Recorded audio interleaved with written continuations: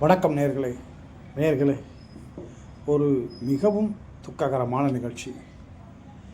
இந்தியாவின் அற்புதமான தலைவர், இந்தியாவிற்கே எடுத்துக்காட்டான ஒரு தலைவர், 25 ஆண்டுகாலம் விவசாய தொழிலாளர் சங்கத்தின் தலைவராக பணியாற்றியவர், சுதந்திர போராட்டத்திலே ஈடுபட்டவர், வெள்ளையனே வெளியேறு இயக்கத்திலே ஈடுபட்டு சிறை சென்றவர், 60 ஆண்டு பொதுவாழ்வை சிறப்பு செய்யும் வகையில் அவர் மிகவும் அற்புதமாக வாழ்ந்து மறைந்தவர் ஐயா நல்லக்கண் அவர்கள் இன்று மதியம் 1:55 நேருக்கு காலமாகியிருக்கிறார். அவருடைய 101வது வயசு. நேயர்களே, இதுவரைக்கும் நான் எத்தனையோ கிட்டத்தட்ட ஒரு 150 யூடியூப் வீடியோ போட்டிருப்பேன். யாருக்குமே நான் இறந்தவர்களுக்கு நான் வீடியோ போட்டதே இல்லை. ஏன் தலைவர் கலைஞர் இறந்தப்போ கூட நான் போட்டது கிடையாது.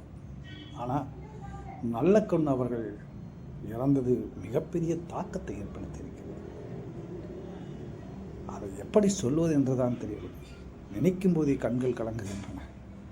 இந்த கலியுகத்தில் ஒரு மாபெரும் அற்புதமான மனிதன், அரசு 1 கோடி ரூபாய் கட்சி சார்பாக கொடுத்தபோது அதை கட்சிக்கே திருப்பி கொடுத்தவர். மாண்புமிகு முதலமைச்சர் அவர்கள் தகைசால் விருதாக 10 லட்சம் ரூபாய் கொடுத்ததை அதையும் திருப்பி கொடுத்தவர். எல்லாரும் சொல்கிறாங்க காமராஜர் ஆகா ஓகோம்பாங்க. அவர் காமராஜர், ஆனால் காமராஜரை விட பல மடங்கு உயர்ந்தவர் நம்முடைய நல்லக்கண் அவர்கள். சுதந்திர போராட்டத்திற்கு பின்பு கம்யூனிஸ்ட் கட்சி தடை செய்யப்பட்ட போது தலைமறைவாக இருந்த போராடிவர். 80 ஆண்டுகால பொது உடைமை கொள்கையுடன் பயணித்தவர். உழுபவனுக்கே நிலம் சொந்தம் என்ற போராட்டத்தை தமிழ்நாட்டில் முன்னின்று நடத்தியவர். மடங்களின் கட்டுப்பாட்டில் இருந்த நிலங்களை விவரத்தை தொகுத்து நூலாக வெளியிட்டவர். அவர் ஆங்கில புலமை பெற்றவர்.